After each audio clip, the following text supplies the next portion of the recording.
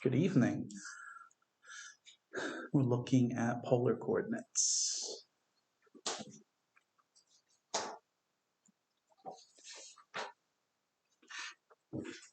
Right.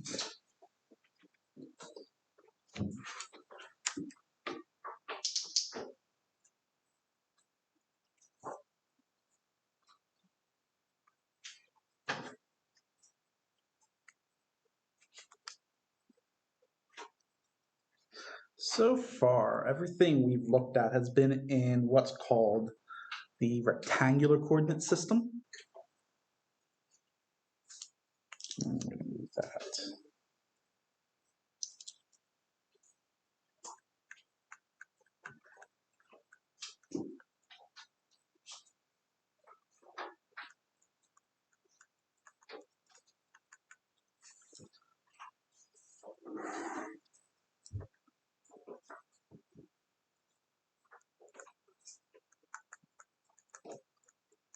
Also known as the Cartesian system.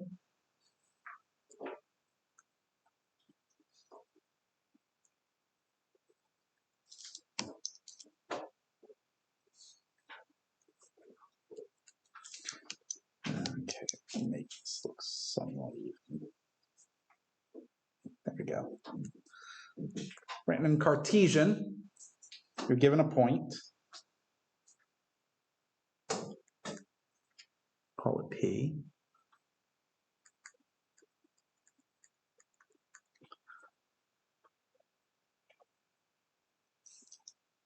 And it's measured as an ordered pair x comma y, right? Where x is the distance away from the y-axis the point is.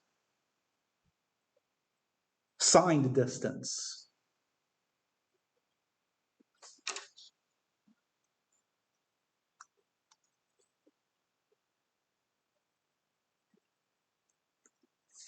Right? Positive if it's to the right, negative if it's to the left. Y represents your signed distance from the x-axis, right? Again, positive if it's above, negative if it's below.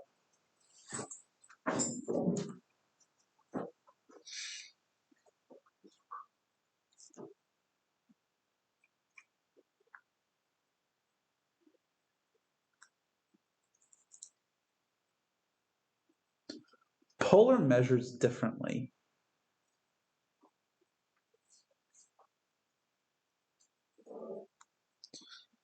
So what we do in polar, we're given the point,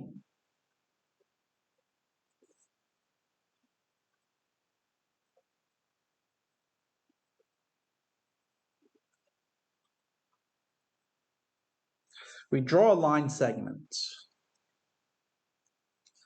OP, right? O stands for the origin.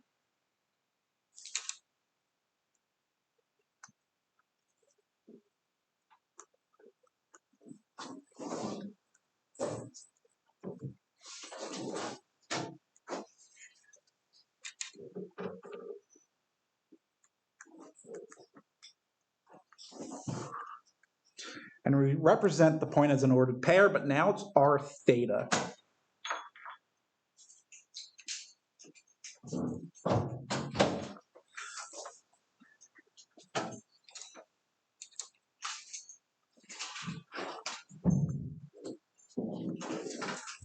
R is the length of OP. In other words,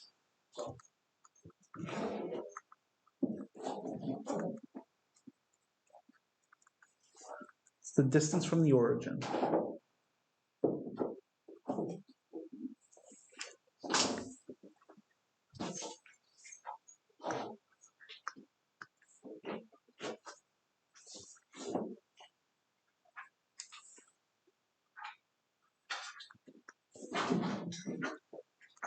Theta,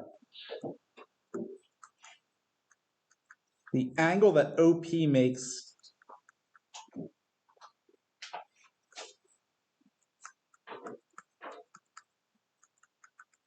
with the positive x-axis.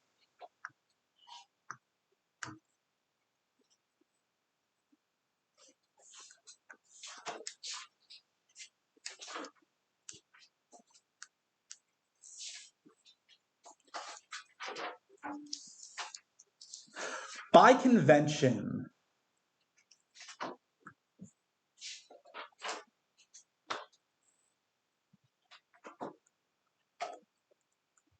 we take r to be a non-negative value.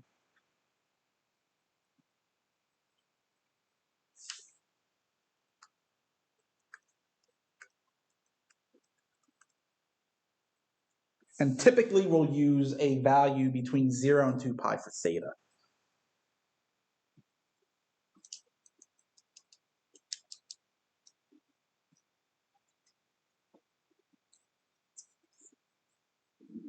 That convention is a little more lax.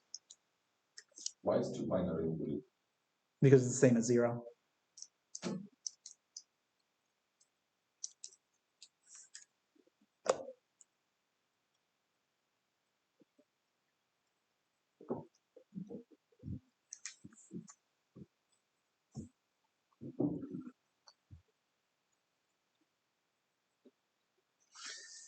You may also see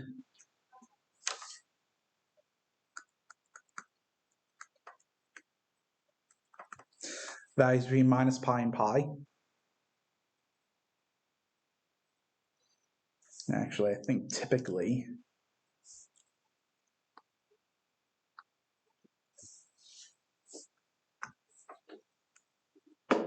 we use pi instead of negative pi for all the way over here. All right, so it all depends on how we're working. Sometimes it's more convenient to include the negative values. Other times it's not.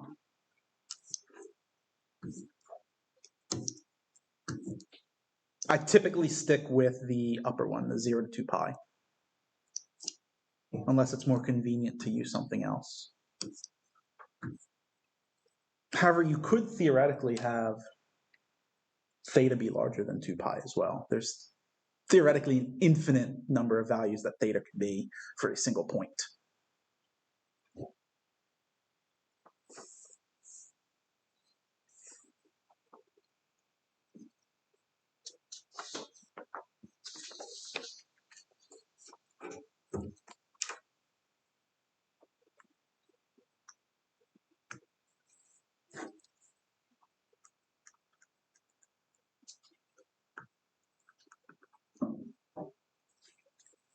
Polar axis.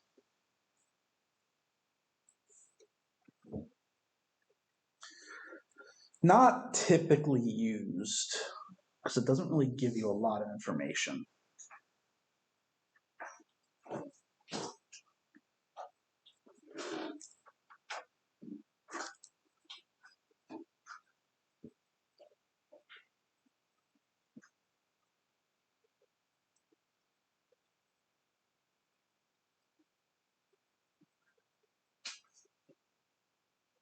These are terrible circles, but they're due.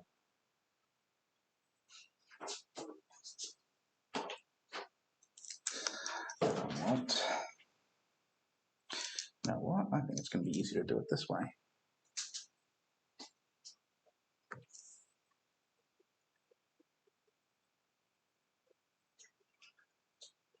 That worked.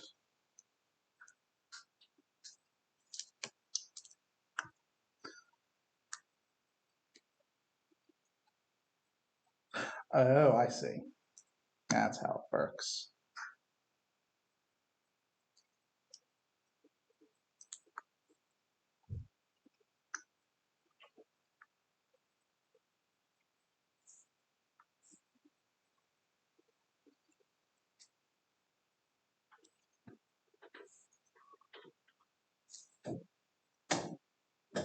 Definitely don't do that.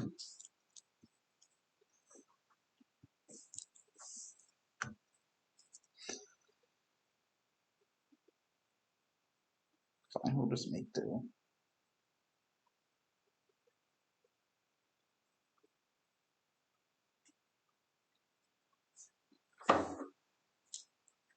Circle's expanding out. That's the r-axis. Right, so that's going to represent distance away from the origin. So you could have something like 1, 2, 3, 4, so on and so forth.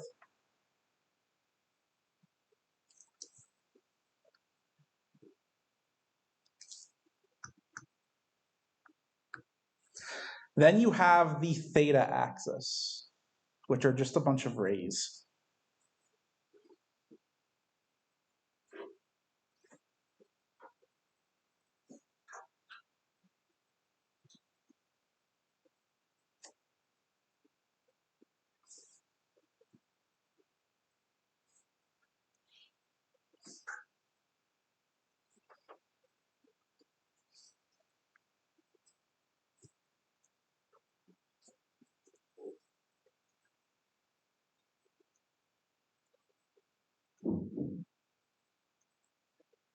And they obviously are the angles.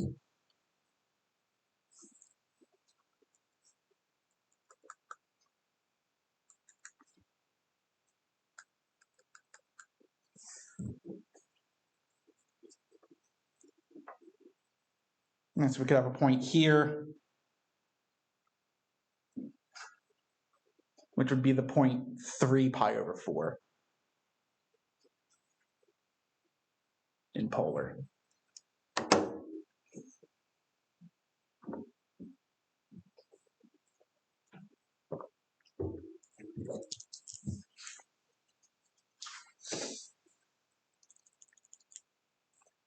Very rarely will you ever see the polar axes.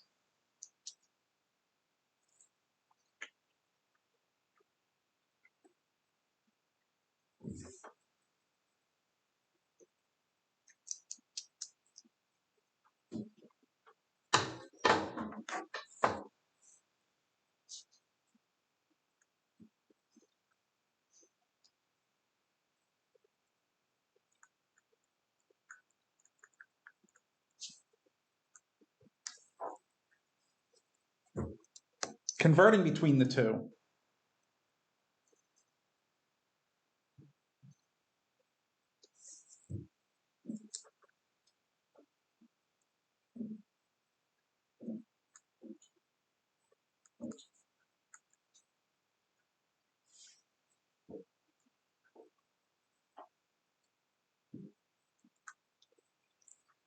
So we're given a point P.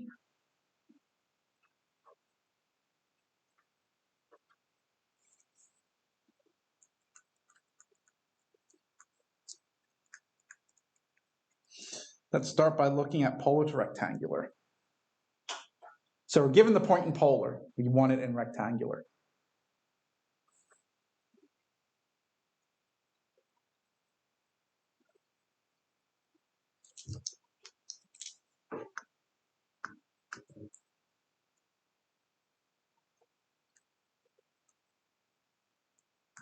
Well, we're obviously going to know those two values, r and theta.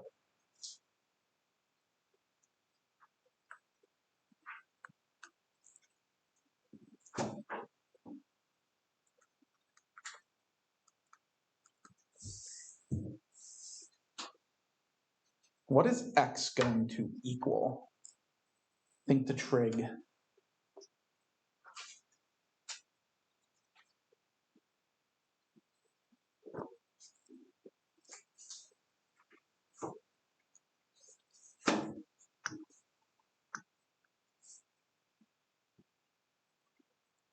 R over the sine theta. R over? Yeah. Like R divided by the sine theta. So what does sine of theta equal in terms of the coordinates?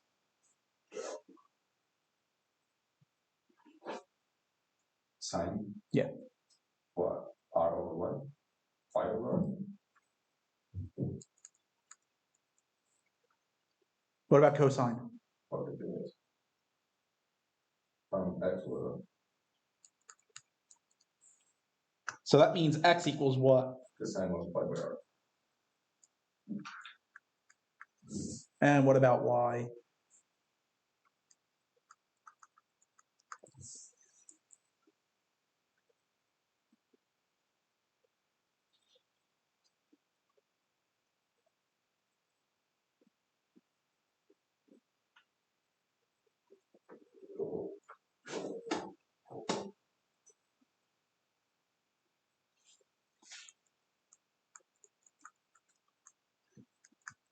To go from rectangular to polar,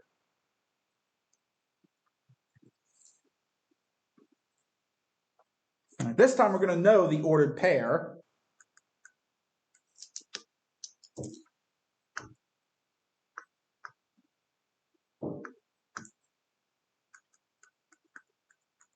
X comma y.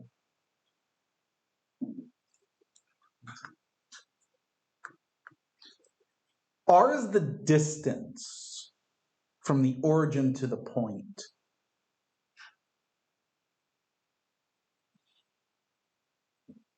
So what does the distance equal?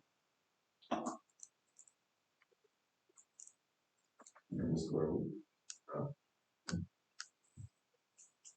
Let's fine now make that O. All right, so you draw the line segment O to P. What is its length?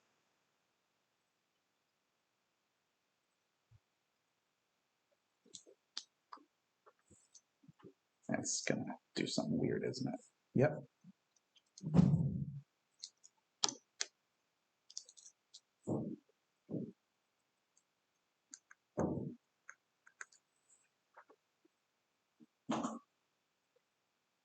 Square root of x squared plus r squared. X squared plus what? Y squared. That only gives you a positive value, right?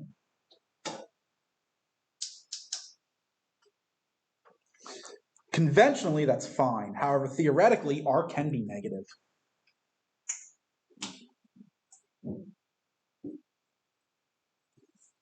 So typically, you see the conversion factor as R squared equals X squared plus Y squared.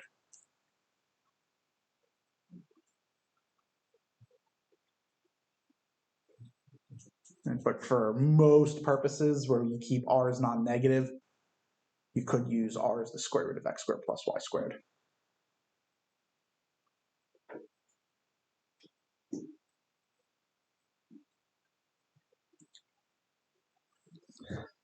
Now we need something for theta.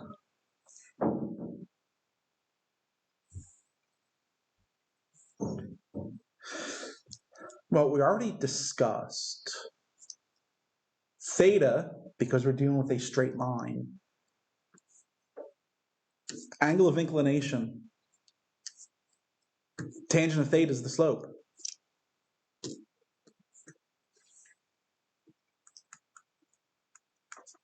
What's the slope of the line OP?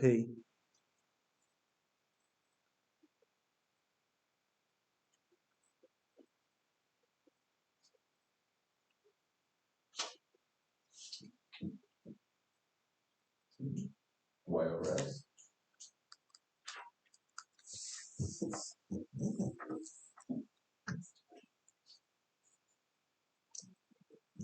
So here's the question.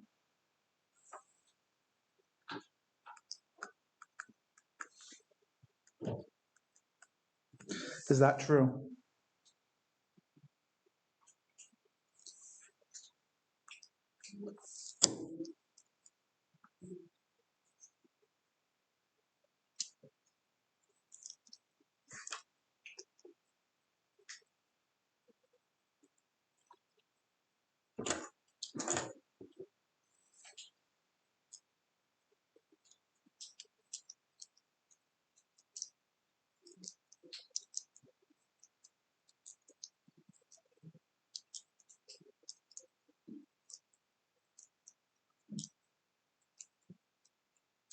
What is the range for the inverse tangent?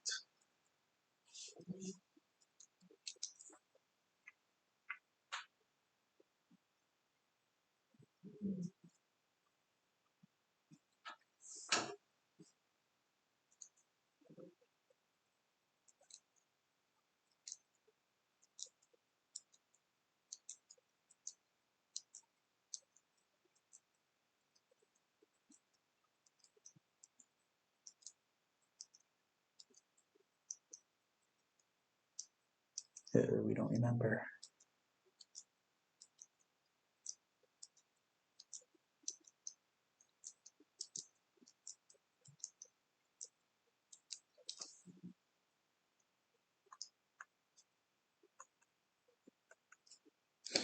I'll move it this way.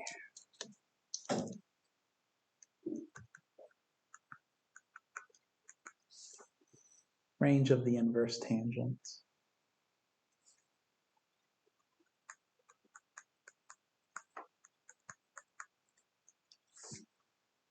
Minus pi over 2 to positive pi over 2.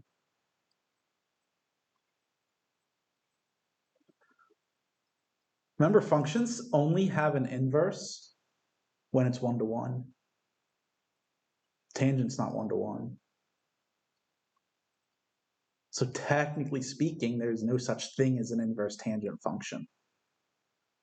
So what we do is we restrict the domain of tangent to make it 1 to 1. Minus pi over 2 to pi over 2 makes it 1 to 1. And contains all the values of tangent. What quadrant are those? So what quadrant does that range cover?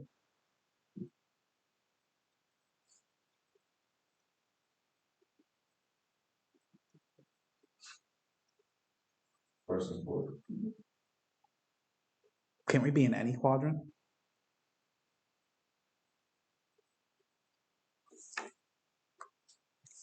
That is not true.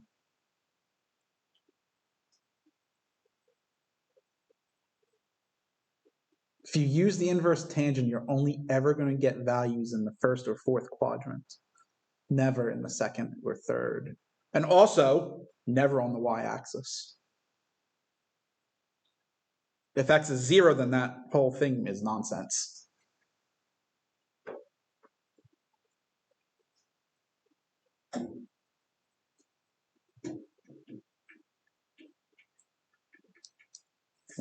So this is a little bit simplistic.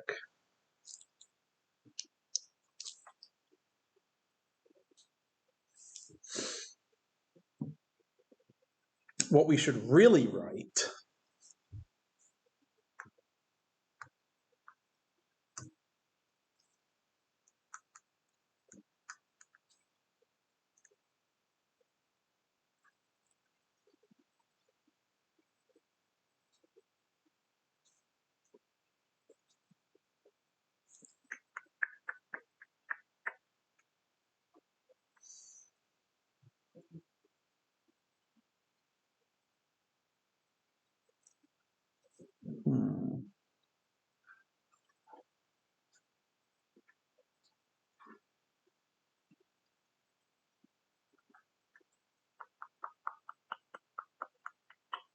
I want to do it for tangent of theta or theta.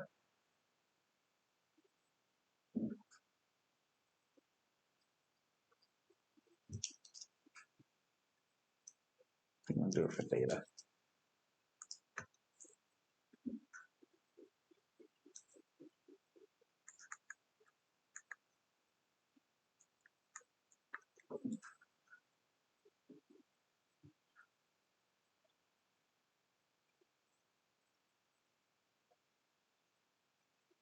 Inverse tangent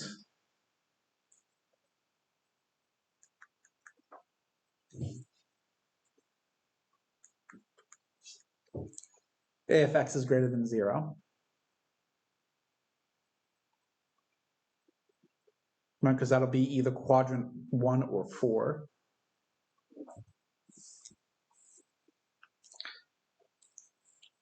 If we're over here in quadrant 2,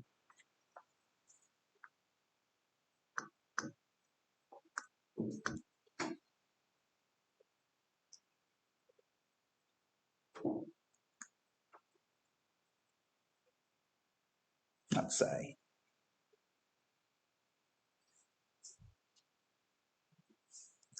we go and take the inverse tangent.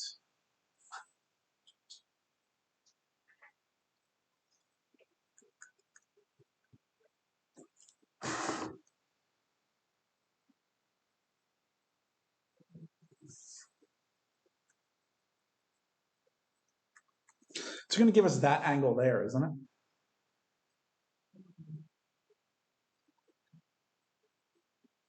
But that's not the angle we want. How do we find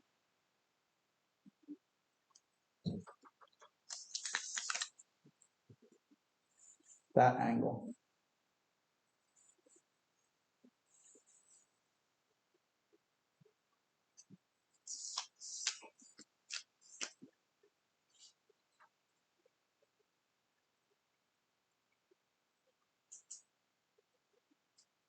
What angle again?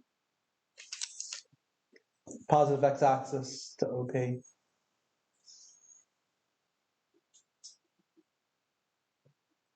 Because inverse tangent will give that. Isn't it gonna be 180 minus whatever? Pi minus,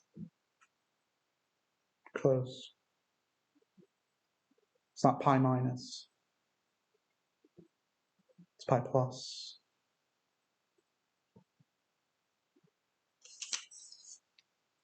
That's negative, isn't it? Oh, yeah. So you add 180 degrees. Same argument. If we're down in quadrant 3. It will give us quadrant 1, it'll give us this angle.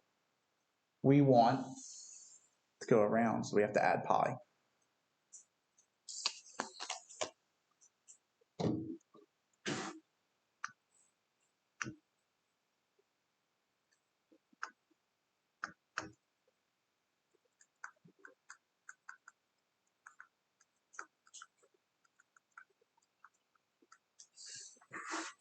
So if x is less than 0, we just take the inverse tangent of y over x and add pi.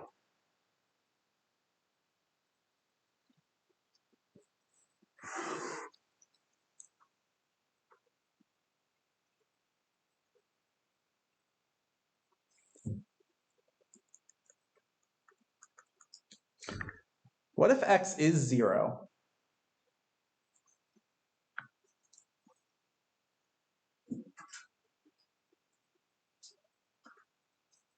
If x equals 0, where's our point located?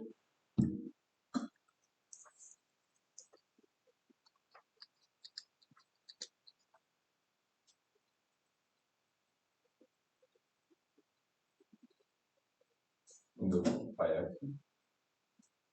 It's Yeah. What's the angle on the y-axis? 5/2 Is that the only angle? and 3/2. You have two possibilities.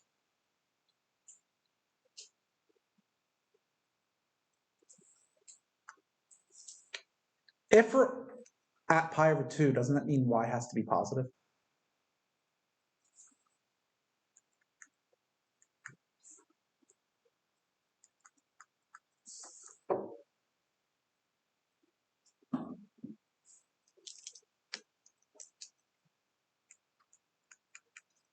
Negative pi over 2 or 3 pi over 2, whatever.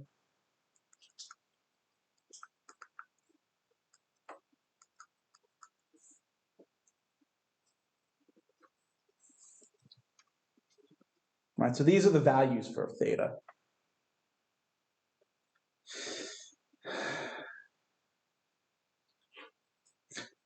Now again, technically even this one wouldn't be correct.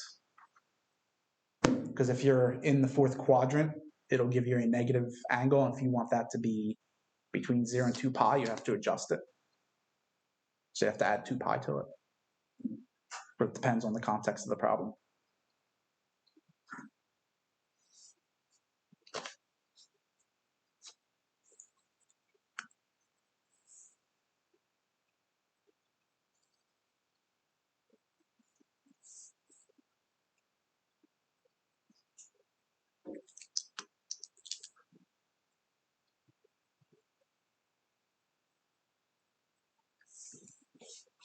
Those are the conversion factors.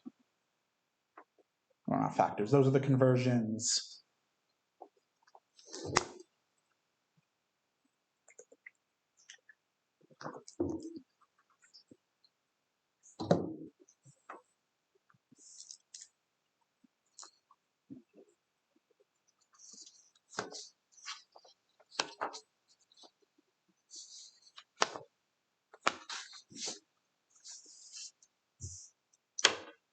Okay, we're given the point 1, 1.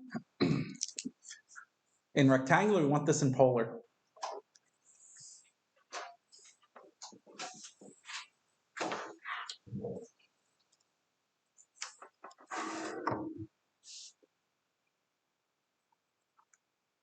Now, r squared.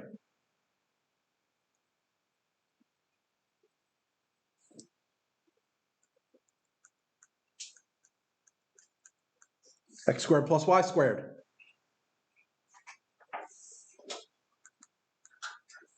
R squared has to be 2.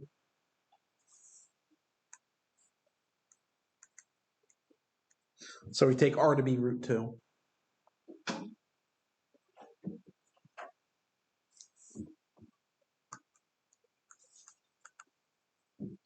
Tangent of theta is y over x. Oops.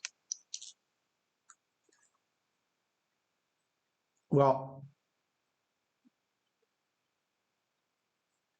x is positive, right?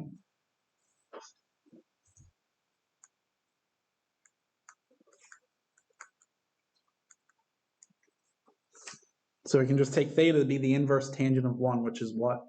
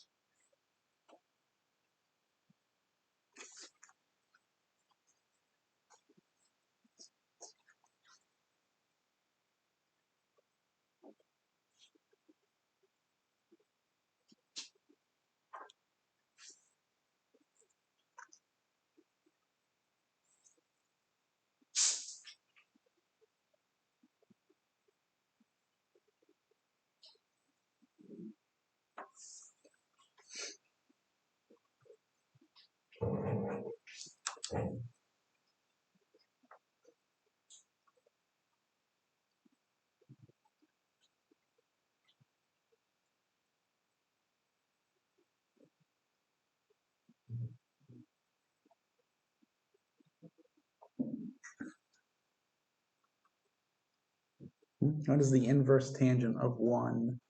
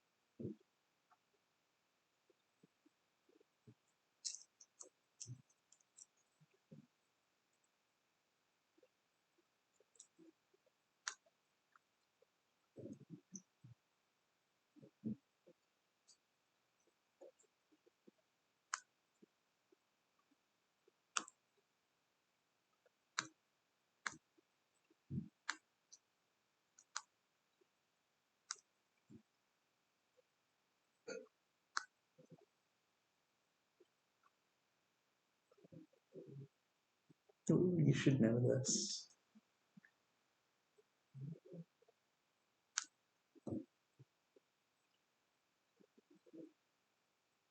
It's pi over 4. Obviously, make sure if you're going to use your calculator, you're in the right mode.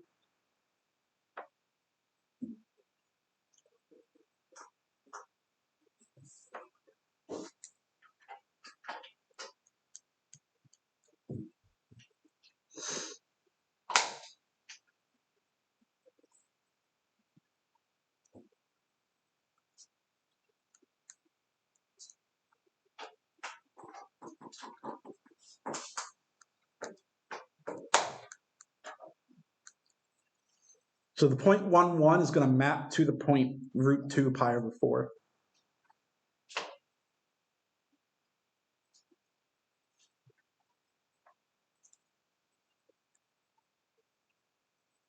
And that would be the point in polar.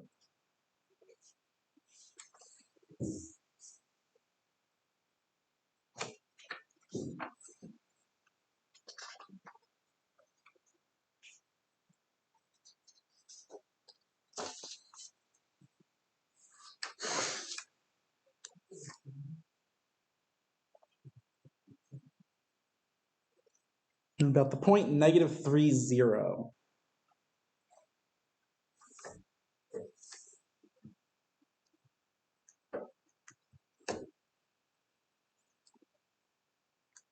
R squared, x squared, plus y squared.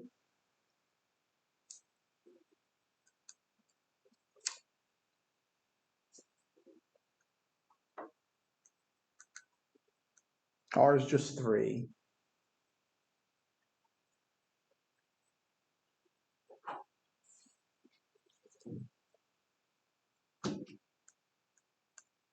Tangent of theta is going to be y over x.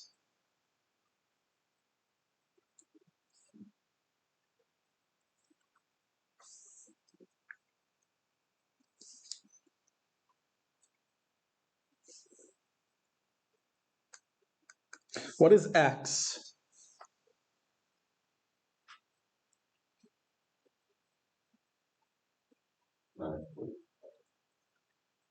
That's negative. Yes.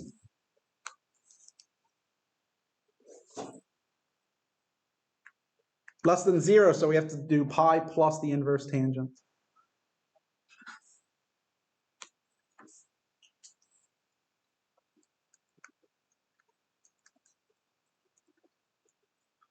What is the inverse tangent of 0?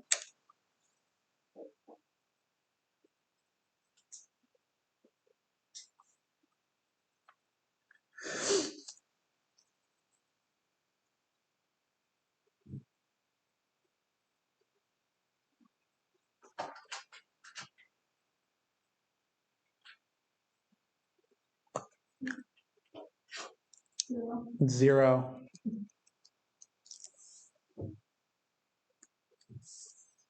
Oops. And then add pi.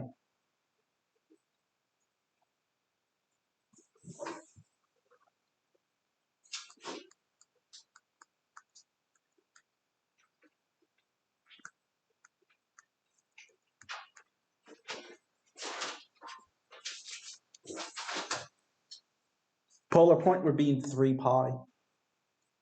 3 comma pi.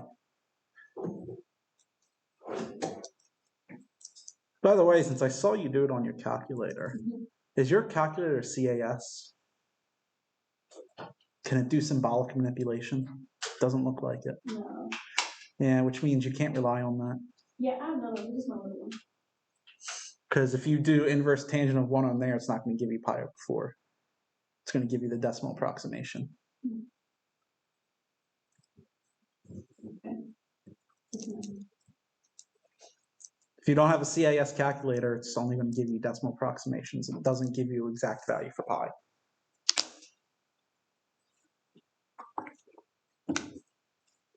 Which again is why it's beneficial to actually know trig.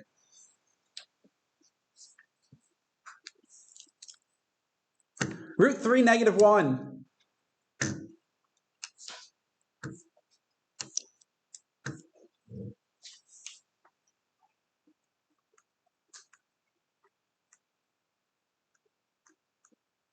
X squared plus y squared.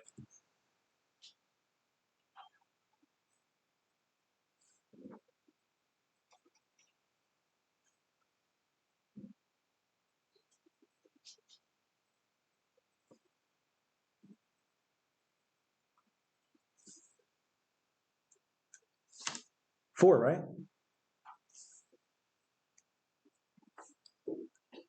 That means R is 2.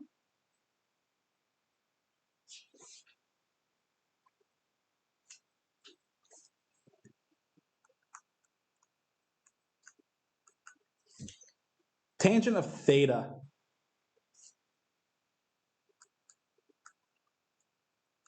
Y over x.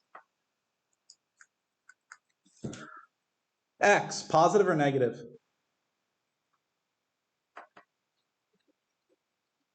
Well,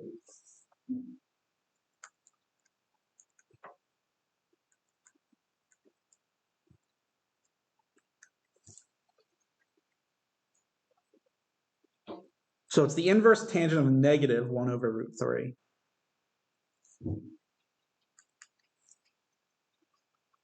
Which is what?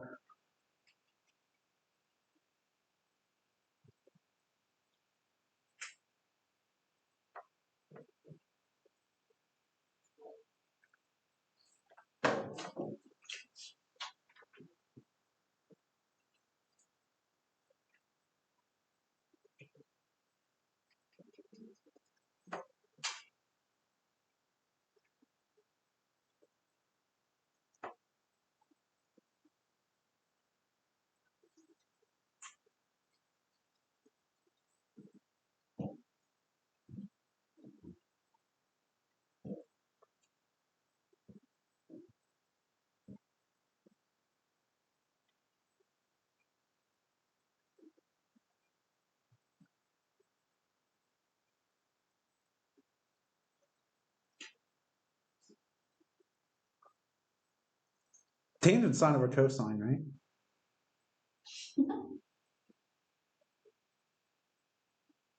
Ignore the negative for now. 1 over root 3, isn't that a half over root 3 over 2?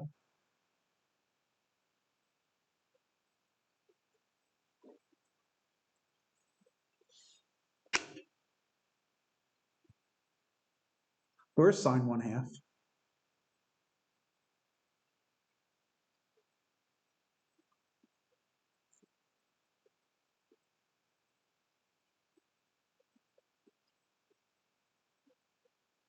It's 5 or 6. Is cosine root 3 over 2 at pi over 6? Yeah. Negative tells me it's in the fourth quadrant.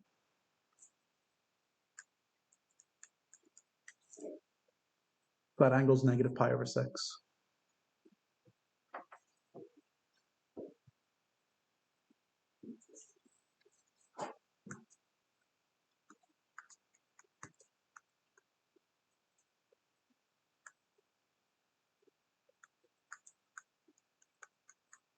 So the polar point would be 2 negative pi over 6.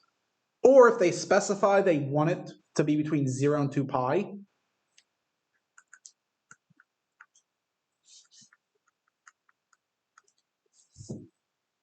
your angle would be 11 pi over 6. If the problem doesn't specify, I don't care. As long as the angle is some 2 pi multiple plus negative pi over 6, you'll be correct.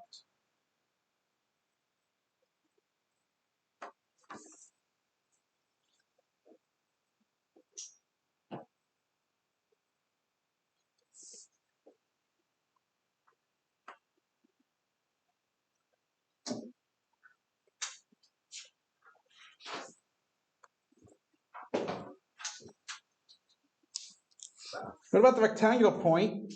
Negative 3, 4.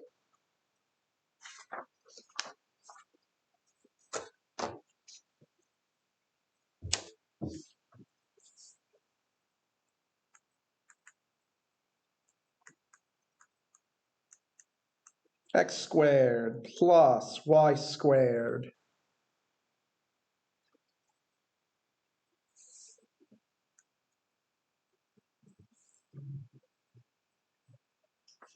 $25.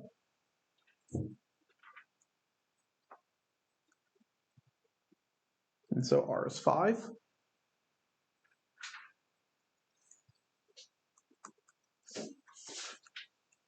Tangent of theta.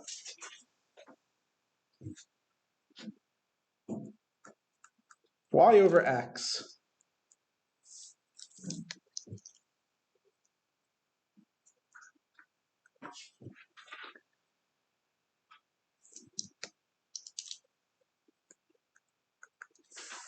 Positive, negative, or 0 for x. Negative. Negative. So it'd be pi plus the inverse tangent of negative 4 over 3.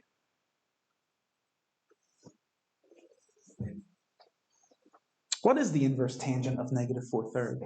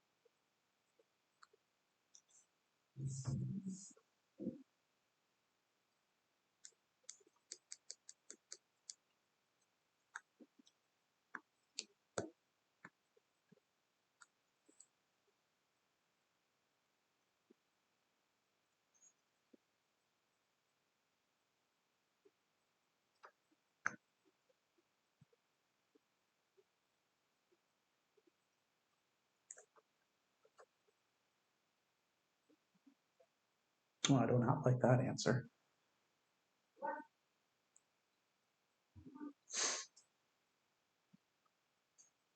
Doesn't simplify. I mean, it does if you use identities, but that's definitely not simpler than inverse tangent of -4/3.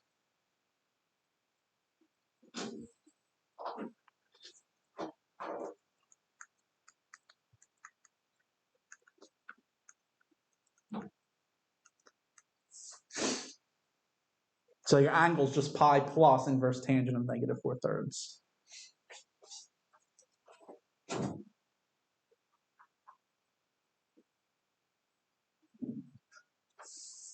Most of your points are not going to be nice,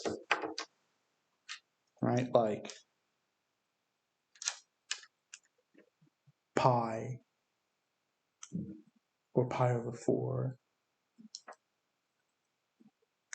What do we get here? Or 11 pi over 6. Most of them are going to be very hideous, but you have to leave it in inverse tangent form.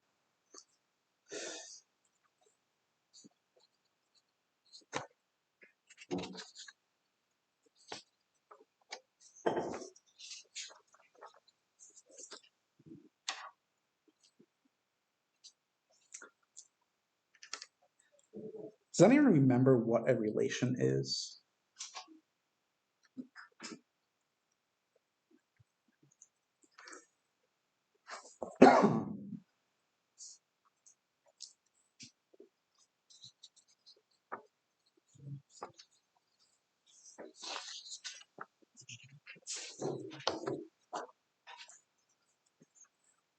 Oh no.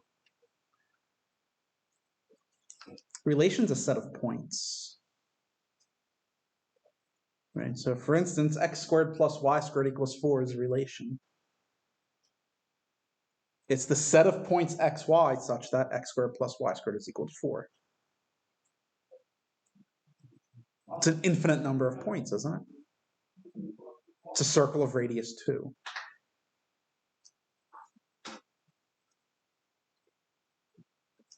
Well, if we can convert a single point, we can convert a set of points.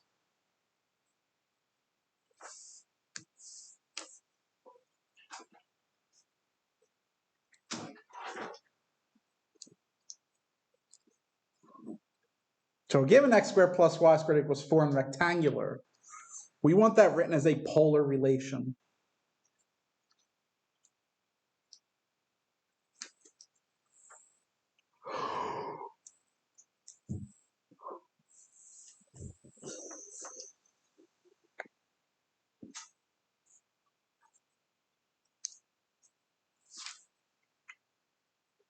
So going from rectangular to polar.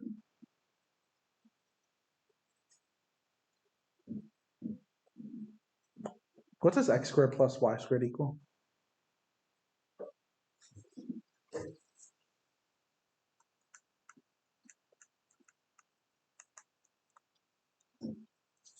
R. Not r. R squared. Yeah. Well, 4 is just going to be 4.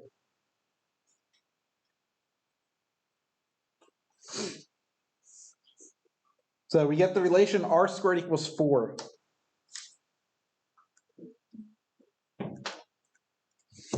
And since generally we take r to be positive, we can then just write that as the relation r equals 2.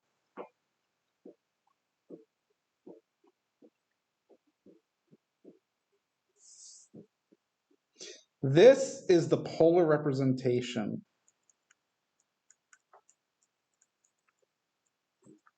for a circle of radius 2.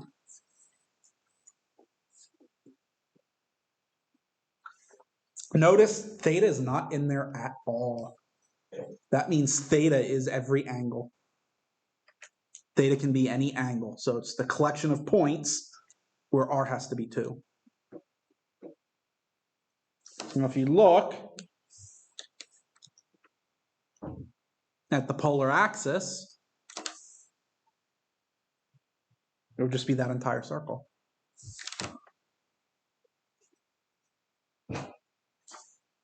Right? Assuming that it is increasing by 1, right? 1, 2, so it would just be that entire circle, which goes through every single ray.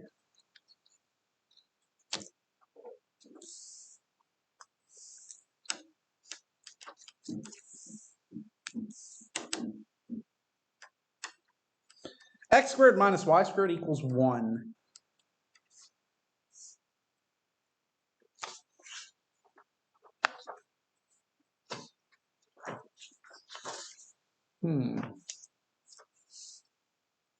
For the last question, is that just how we need the answer?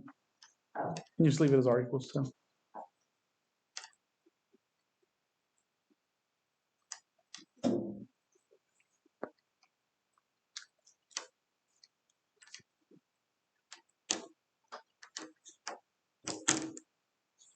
Do we have something for x squared minus y squared?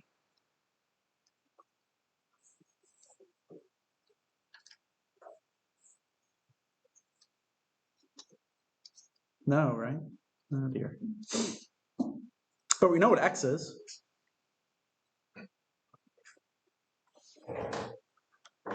What is x in polar?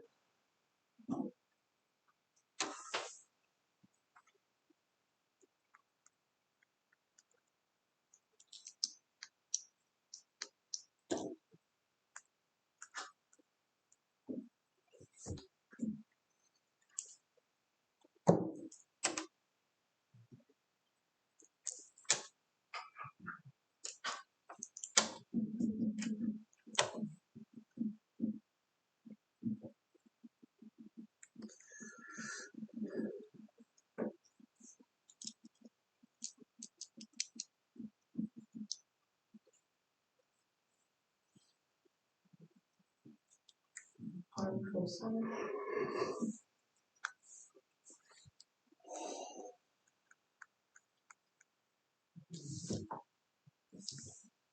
What is y in polar? R sine.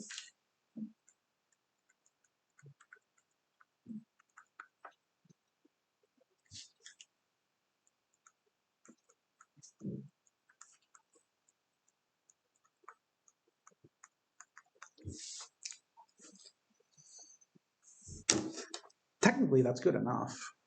That's a polar relation, isn't it?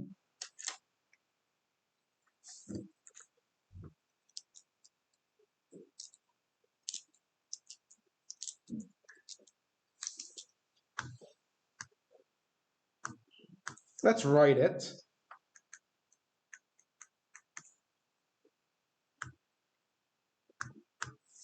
In the form r equals f of theta.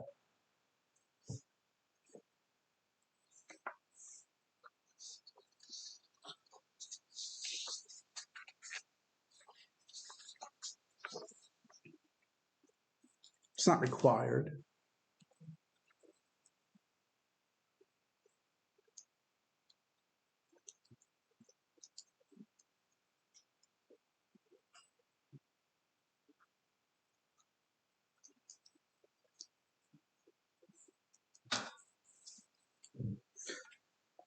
Well, there's an r squared common, right?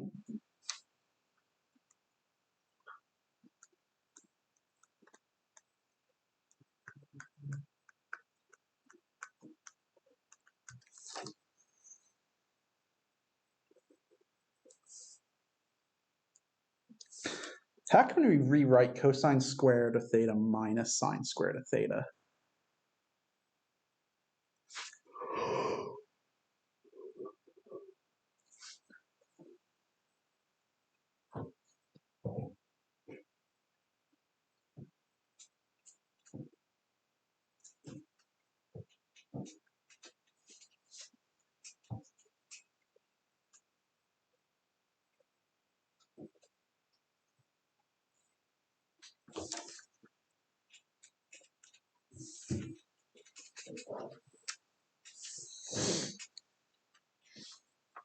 minus 1. That would be if it was negative cosine squared minus sine squared.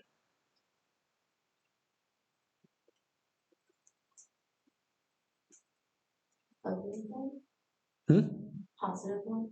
That's cosine squared plus sine squared. Didn't you say the cosines can replace sine squared with 1 minus cosine squared? You can. Then we cancel out the cosines or no? No, because you'd get 2 cosine squared minus 1. Because remember, that's a minus there.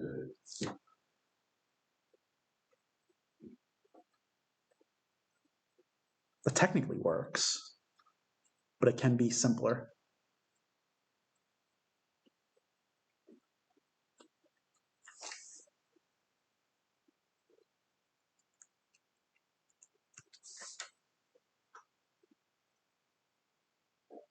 It's cosine of 2 theta.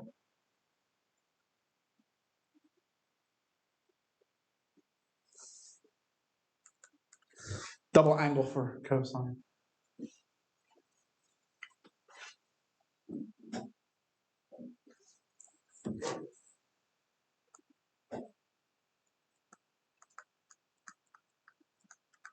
R squared is secant of 2 theta.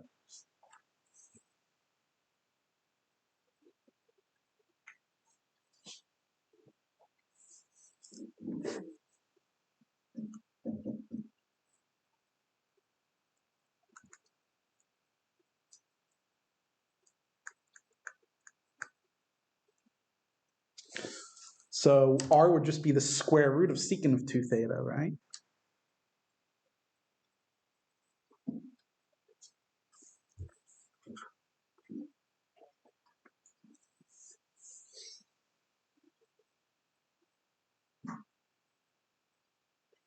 Again, conventionally, we take R to be positive, so I can take the square root.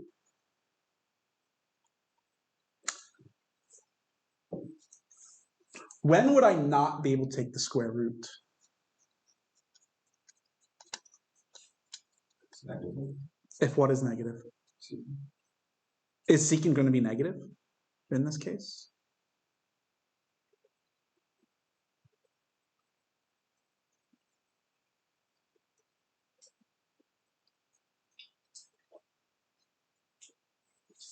Why?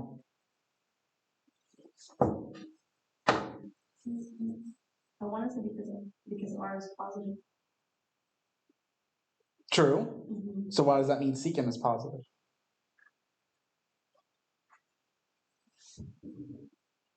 Because R is equal to secant square root of secant. True. Is it because R can't be negative? True, R can't be negative. But if secant was negative, then it would just be empty. So yeah, I mean, because R squared is secant of 2 theta, that means secant of 2 theta has to be positive.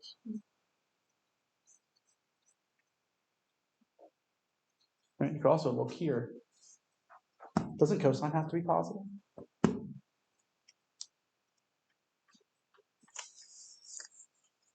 Cosine of 2 theta has to be positive, right? R squared times cosine is positive 1. And R squared is always positive. That means cosine can't be negative. So yeah, we can safely take the square root. Secant's guaranteed to never be negative.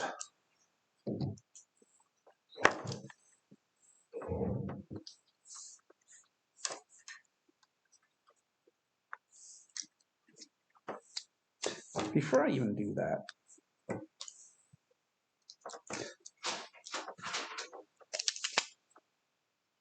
what kind of curve is that?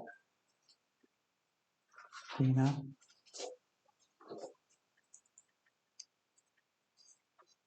isn't the circle, no? If it was plus y squared, it would be a circle. But it's not, it's minus.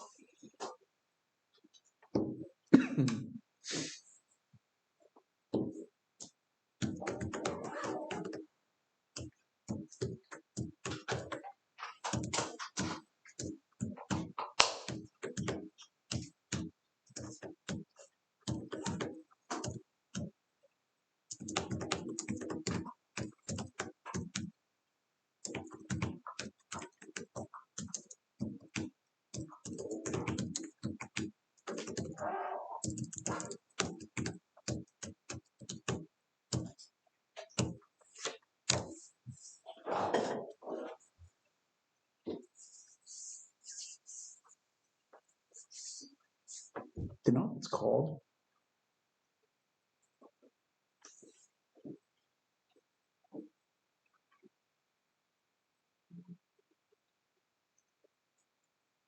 That is a hyperbola.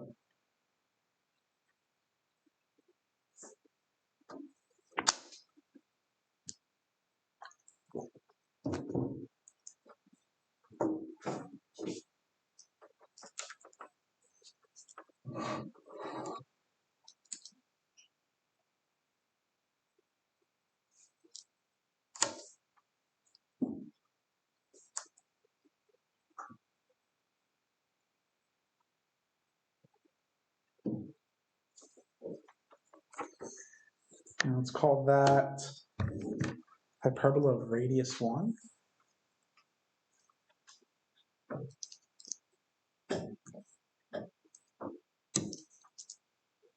With y-axis as its axis, right? Because if we go back, it's symmetrical about the y-axis, so that is its axis.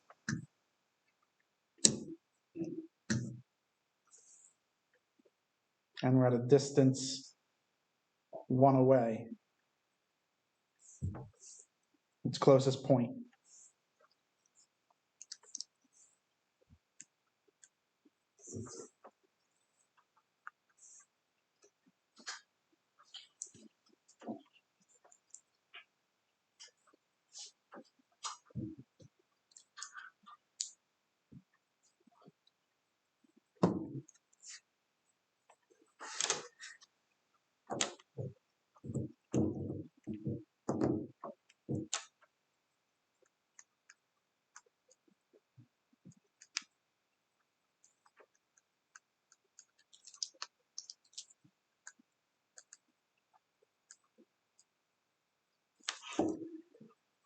Okay, what about this?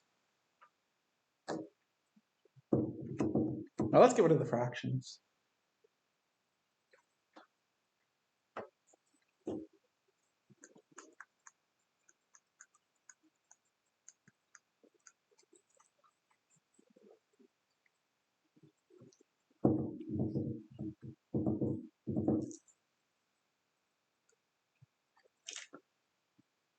But what is x?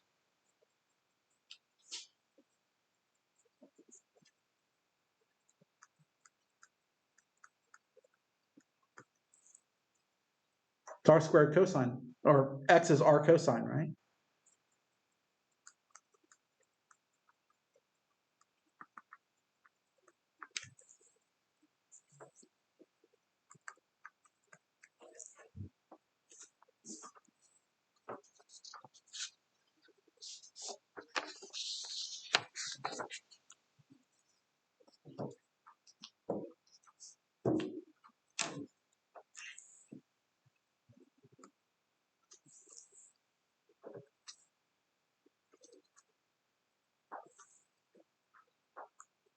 So you factor out that r squared.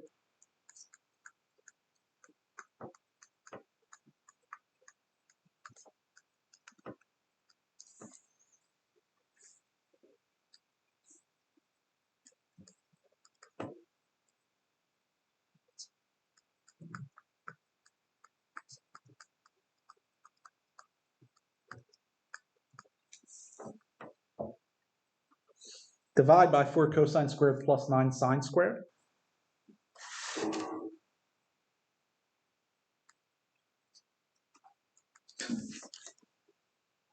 Now that's always going to be positive.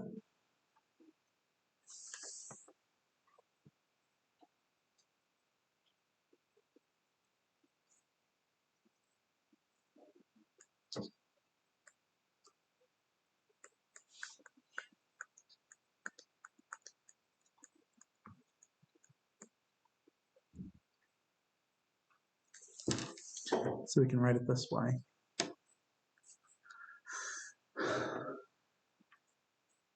Could we simplify that?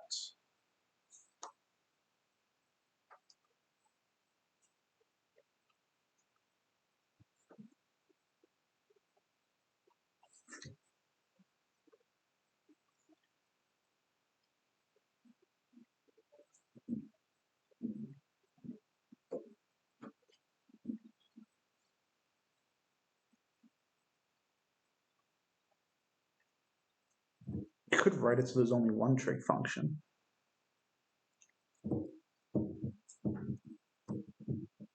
Is that really simple?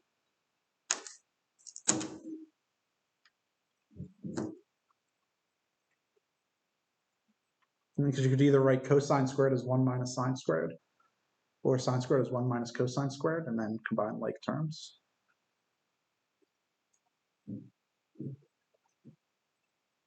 I like it like that.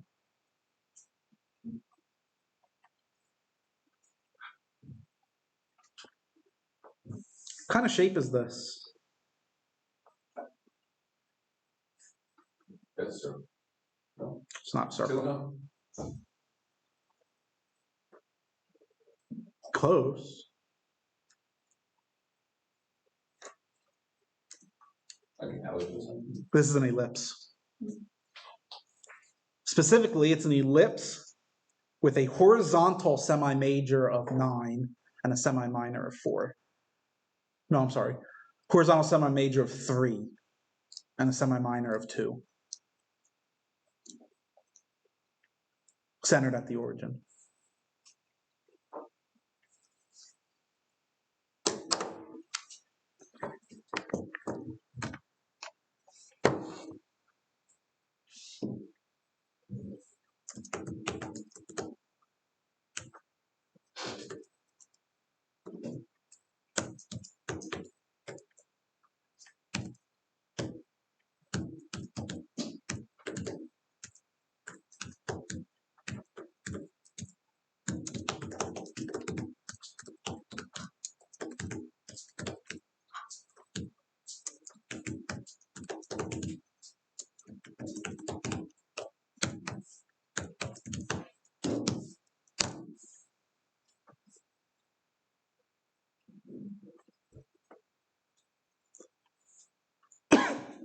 Right.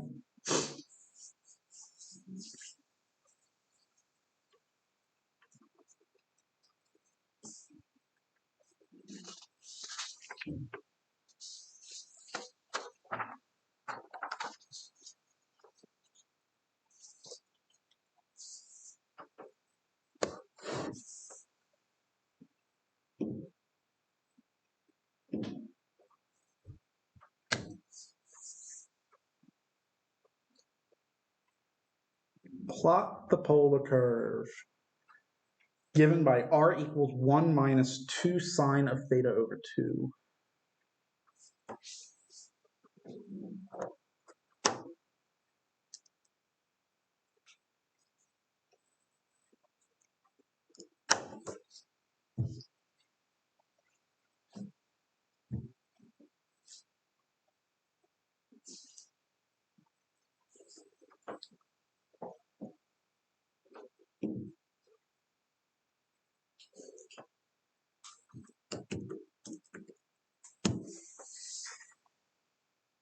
This is the polar plot command.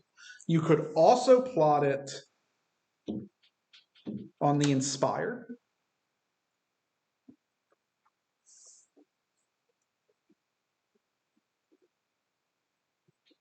And if we go to graph, menu, graph entry, you should see number 5.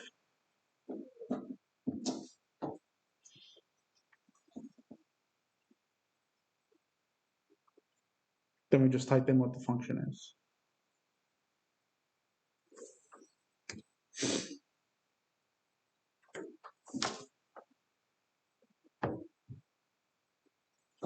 What was it, theta over 2?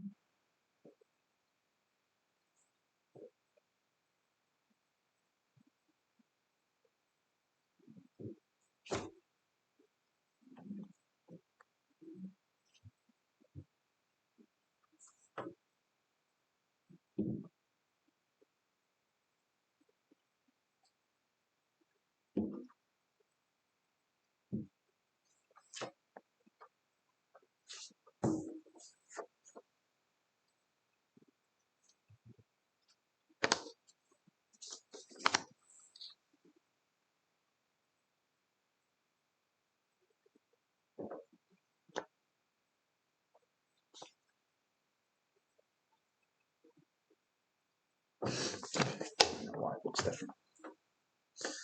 Right, and then of course we can come to menu and adjust the window as needed.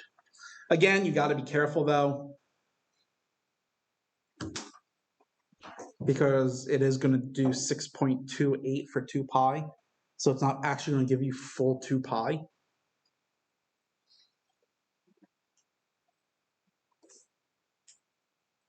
So I'll maybe go to 7.28, a little bit larger. It's enough to give you an idea.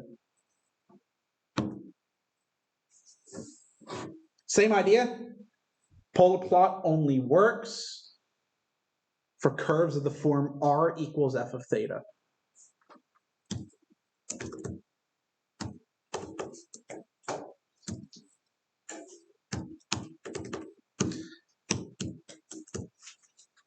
Then you need the domain for theta, and that is all you need.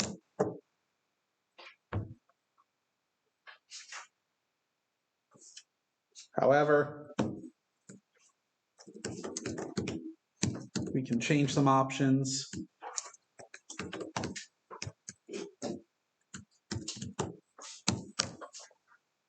Let's do that. So that's what it would look like.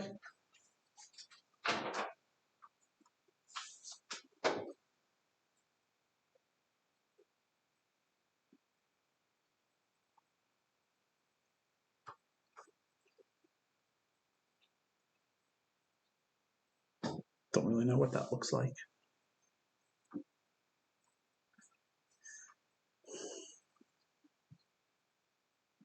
There are other options with polar plot. Notice that it does plot it automatically on the XY axis. We can change that. I don't remember how, so let's look it up.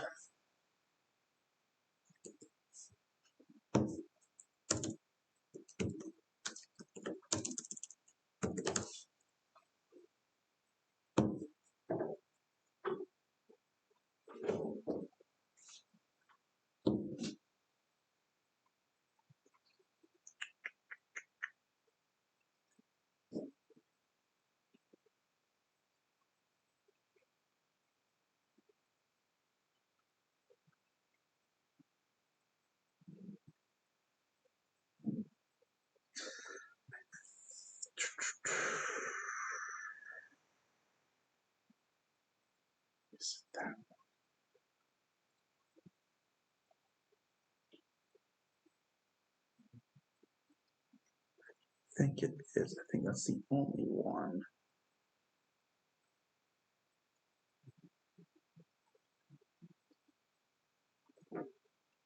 Okay, I think I need both of these. Let's find out.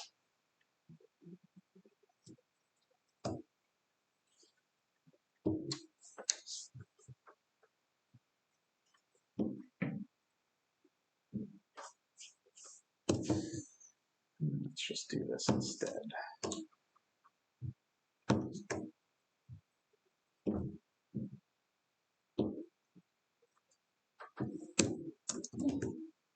So let's shut off the regular axes. Let's turn polar axes on. Let's just see what that gives. Right, okay, that's what I thought. So that gives that, which isn't very useful.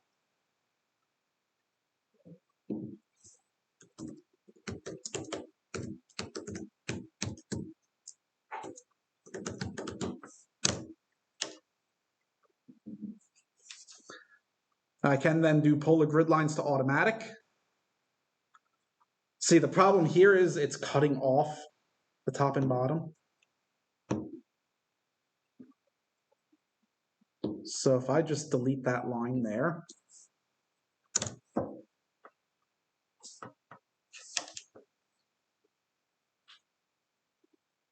this is what it would look like in terms of polar. If you drew the polar axes instead, the polar grid lines.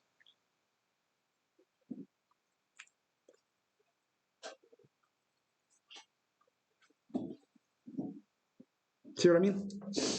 Not really useful.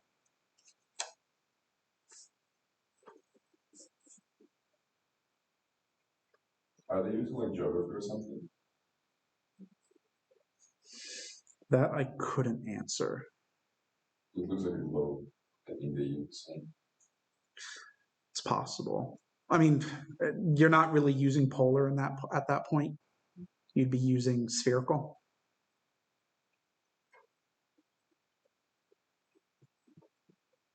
I personally never used these in my studies of applications. So that's why I don't know what they would ever be used for. Other than in pre-calculus when you first study this.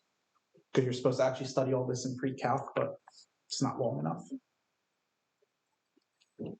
So whenever you first study polar coordinates in a non-calculus class, they probably, I know for a fact they use these because I have an algebra book that goes over polar and they use these. But that's more just to show you how polar works.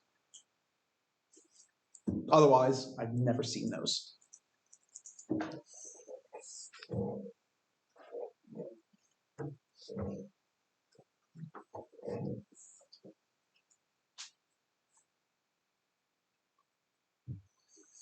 For our purposes, it's the XY that we care about. It's the most useful. And generally speaking, all of our problems, if we give you a polar plot, is going to be plotted on the XY. Oh, that's right. You're not going to, I'm going to have to do this.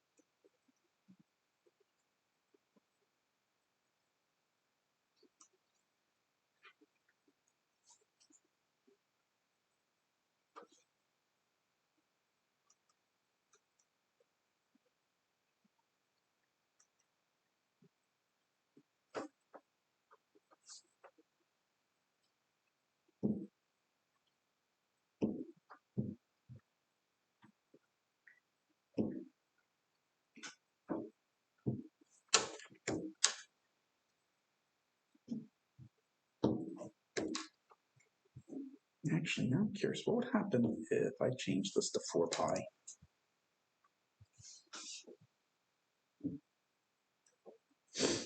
That's what would happen.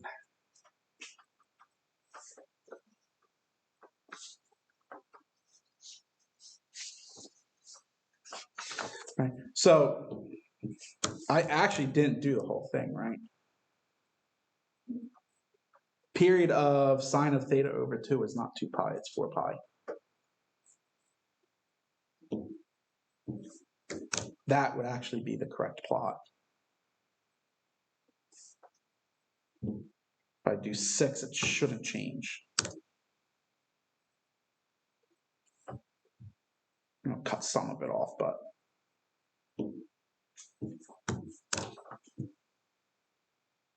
yeah, an 8 pi would bring me right back.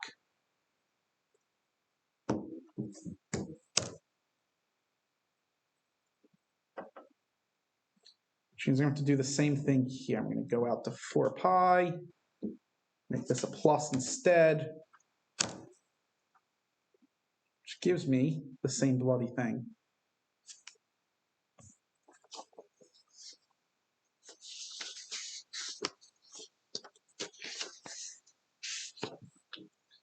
If I cut this to 2 pi, that's what it would look like.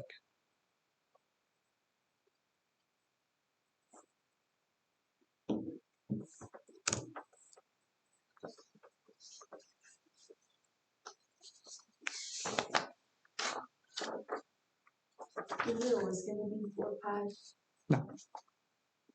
Just depends on what the period is to get a full picture. Okay.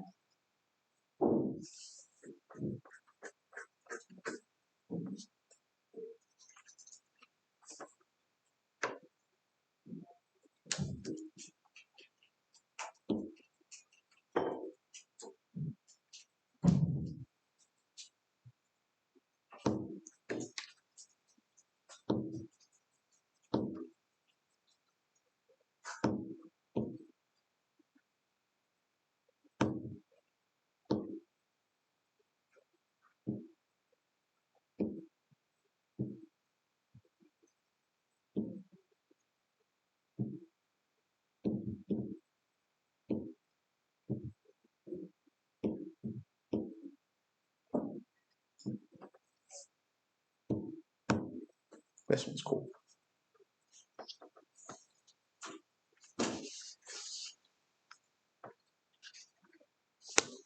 Except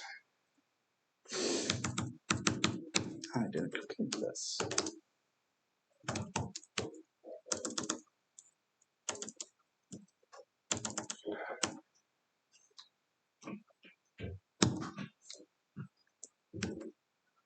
Why are you not letting me?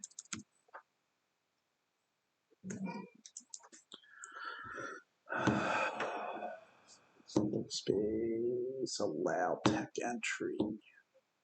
Thank you.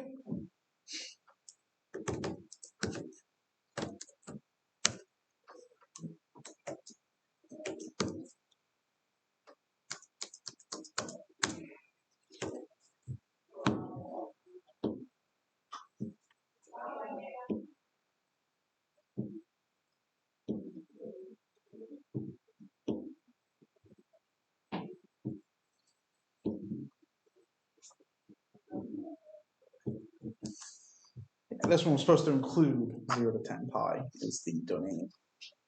I just forgot to type it in. So now it's in there.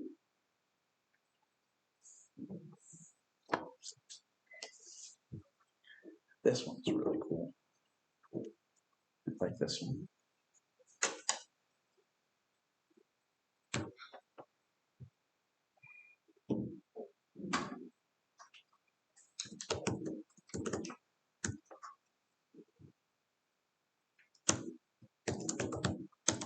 All right, so sine of 2.3 theta squared plus cosine of 2.3 theta squared. And we're told to go from 0 to 10 pi.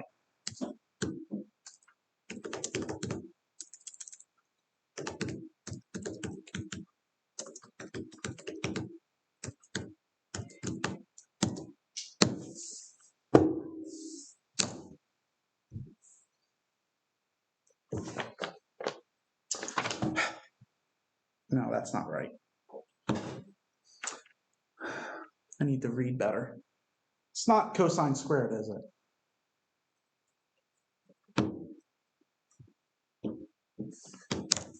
That's better.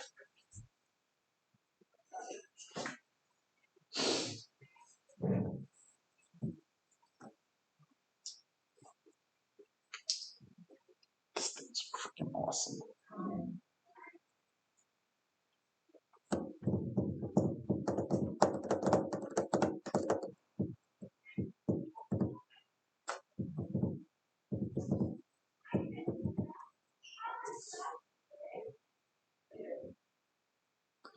What would happen if I doubled that?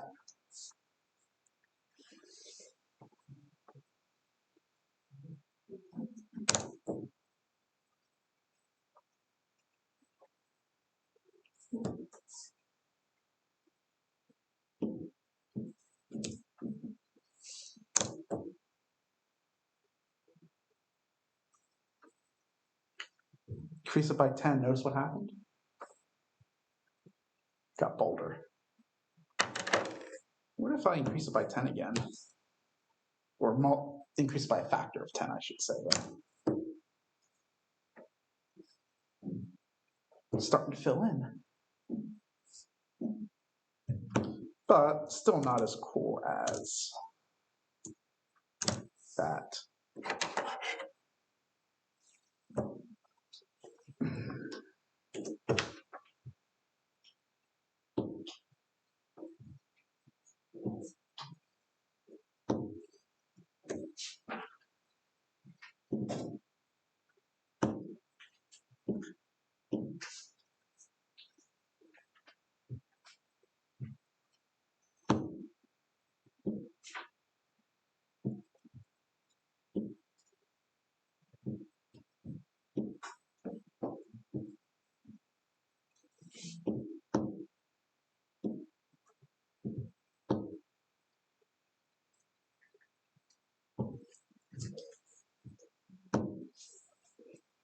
Questions on polar plot, on polar coordinates.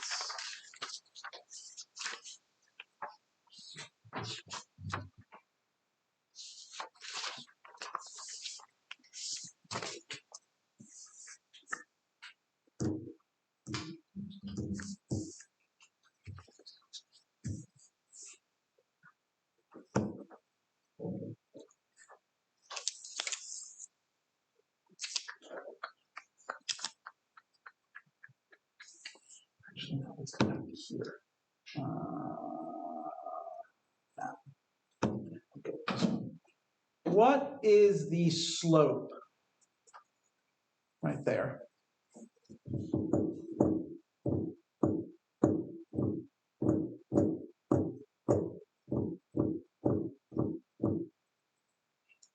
Requires a derivative, right? dy dx.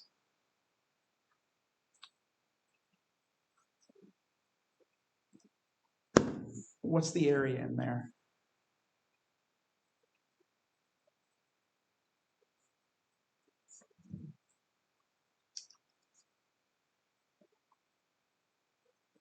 For the area here.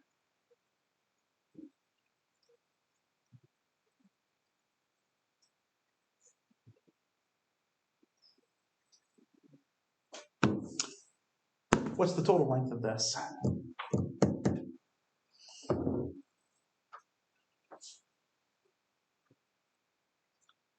That all requires calculus, right? Derivatives and integrals. So guess what we do on Monday? We look at the calculus of polar curves. Those are the three things that we look at. I believe. I think we do slope. I'm pretty sure I do slope. Look at slope, so dy dx, which actually isn't that difficult. Actually, none of this is really that difficult. Because we can think of a polar curve in terms of parametric equations. And then go from there. So that's for dy dx. I know area and length, we don't really look at it that way. It's a different formula.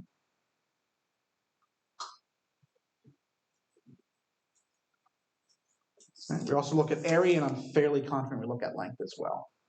I can't remember. That is what we do on Monday. And by the way, Monday's the last meeting too. The final is on Wednesday. I wrote the final. Finally. It's quite fun. Really enjoy it.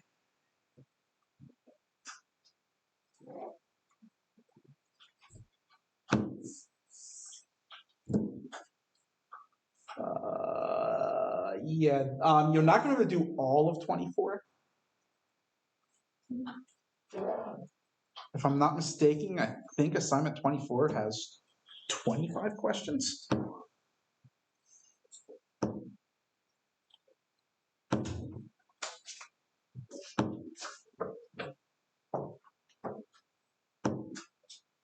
No, 15. Oh, which means I must only do area and dy dx. The first 5 questions should just be, oh no, really? Slope again? Oh, I think that's because,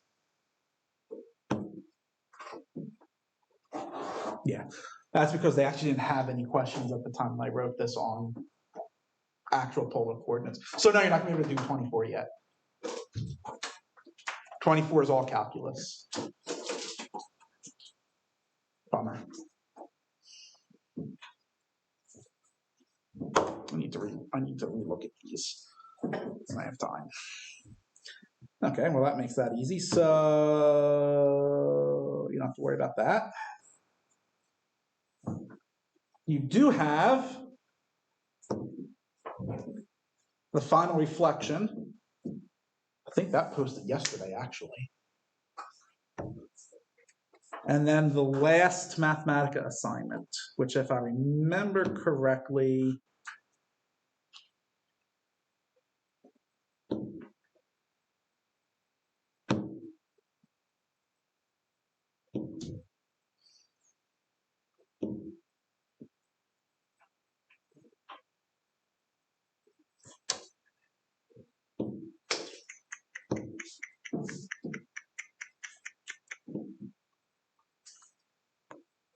wow, really? Okay.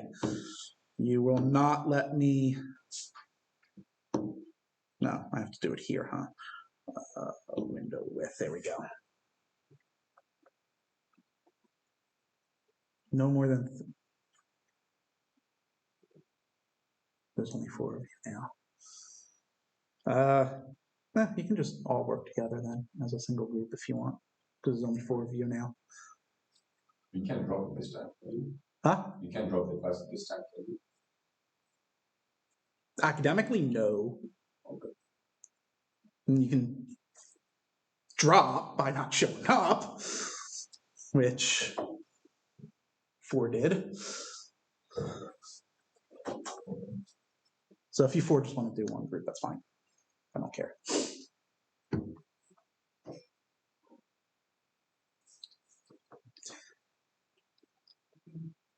Right, so this one you're going to be able to do right now, all of it.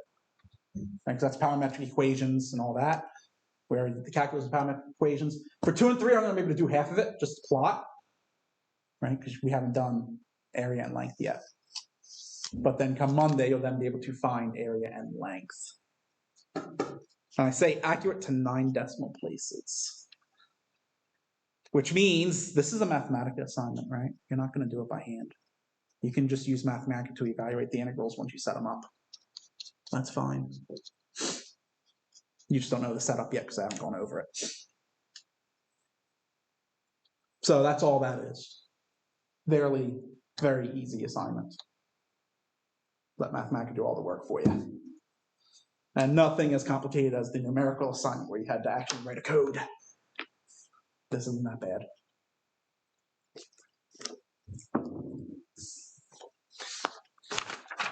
I will see you again on Monday, right? Yeah, Monday.